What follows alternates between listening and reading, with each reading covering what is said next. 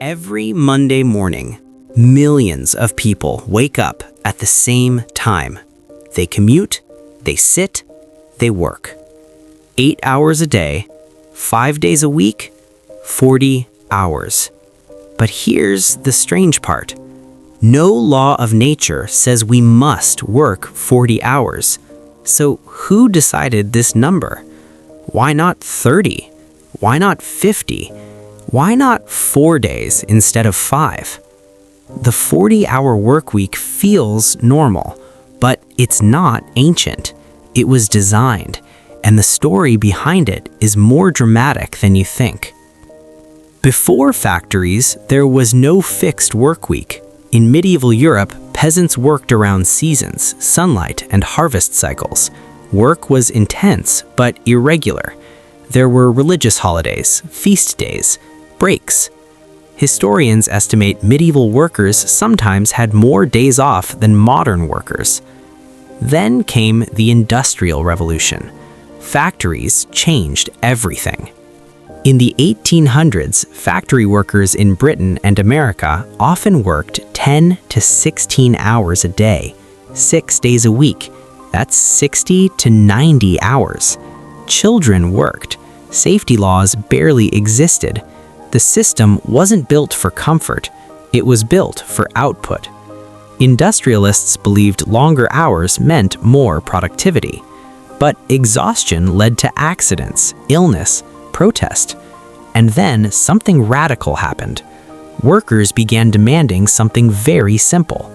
8 hours for work, 8 hours for rest, 8 hours for what we will. This slogan became the rallying cry of the labor movement in the late 19th century. In 1886, hundreds of thousands of American workers went on strike demanding an 8-hour day. In Chicago, protests escalated into what became known as the Haymarket Affair. Violence broke out, police fired, people died. The 8-hour demand wasn't granted overnight. It took decades of strikes, union organizing, and political pressure. And then came the turning point. In 1914, one industrialist made a shocking decision. Henry Ford. He cut the workday at Ford factories to 8 hours, not because he was pressured, not because he was forced, but because he believed shorter hours would increase productivity. And he was right. Productivity rose. Profits rose, turnover dropped. Ford also doubled wages to $5 a day. Suddenly, the 8-hour shift wasn't just humane, it was profitable. Other companies began copying him. But the 40-hour workweek wasn't national law yet. That happened during the Great Depression. In 1938, under President Franklin D. Roosevelt, the U.S. passed the Fair Labor Standards Act.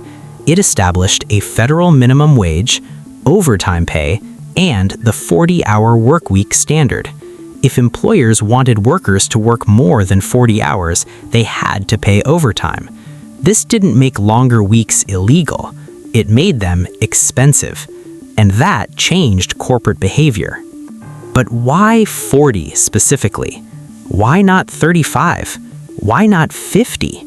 The number wasn't scientific. It was political compromise.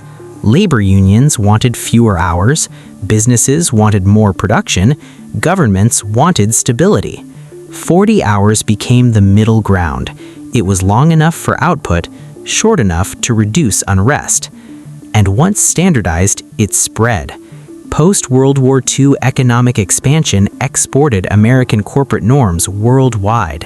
The 40-hour workweek became global, not because it was perfect, but because it was standardized.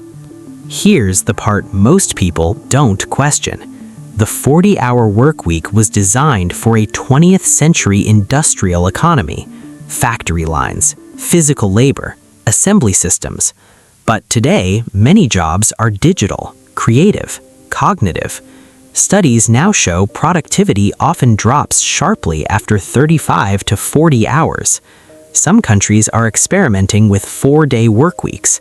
Some companies report equal output in fewer hours. Which raises a strange question.